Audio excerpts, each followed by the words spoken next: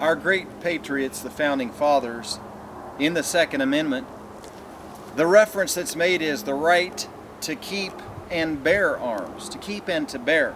The debate going on today has a lot to do with maybe we should keep them but not be allowed to bear them.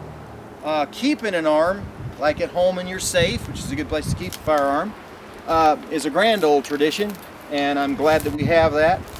But without the ability to bear those arms, they're not doing you any good in the circumstances that you would probably need one. So, Judge Sotomayor, sorry, Judge, she's got some interesting ideas about this. Any liberal judge would, because they don't appreciate and value the logic and the common sense of keep and bear. I probably should be a Supreme Court justice because it seems as though they can't read English and understand it. But anyway, another story.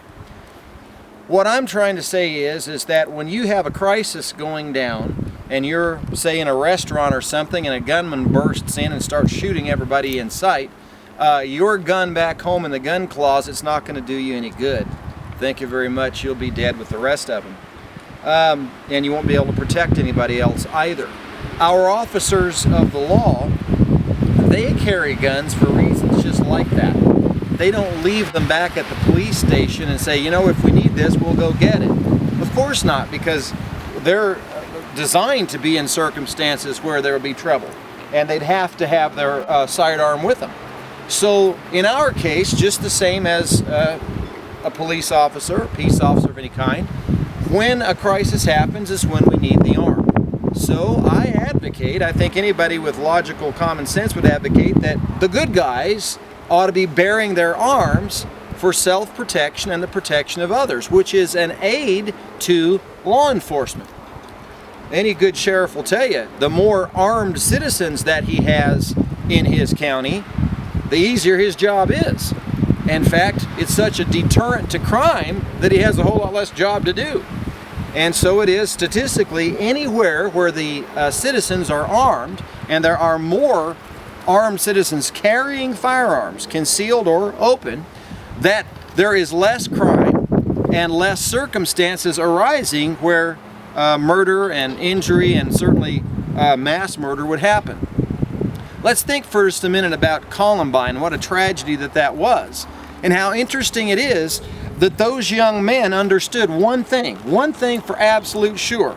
They would meet with zero resistance at the school because nobody, not even a principal or a security guard, had any kind of firearm or other weapon that they could use to stop these young men from shooting everybody. So basically what the law has designed in these gun-free zones is a turkey shoot for anybody who wants to shoot people and murder people in large numbers without any interference. Churches, we've seen churches or shootings at churches, shootings at universities, shootings at schools. Where are we not seeing shootings these days? And so everybody says, well, we need to get rid of those guns. They're shooting people with guns. We must get rid of the guns. Go ahead, make my day. The trouble is that a criminal is always going to have the gun because he doesn't respect your laws or anything else. Law-abiding citizens do respect your laws, and they will abide by them. That's why you don't have any guns in gun-free zones until a bad guy shows up. Then you have a problem on your hands. So I suggest had some students or teachers or officers of the law had guns at Columbine, the university shootings, anywhere else there's been a slaughter of people in public like that, the odds would have been tremendously improved. It would have been a whole lot better deal. And as far as I'm concerned, my right to live and protect my most precious gift, my life itself, should not be abridged, hindered, or controlled by any politician or policy maker who would say, well, you don't need a gun in this place because it's that place I'll probably be needing it. Because any good criminal will know, well, that's the place you go get everybody. They ain't got no guns there. And a point was very well made the other day when a gal said, there haven't been any mass shootings at NRA conventions. There haven't been any mass shootings at gun shows. There haven't been any mass shootings at a skeet range where they're having a big skeet shooting competition and everybody's carrying around shotguns and lots of shells. It ain't happening. So the gun is not the problem, okay? The gun isn't the problem. We need more guns because the criminals are going to have the guns. Interestingly, how the drug cartels in Mexico, one of the most famous, every time you see a clip on the news about the drug cartels, they're showing you all these guns.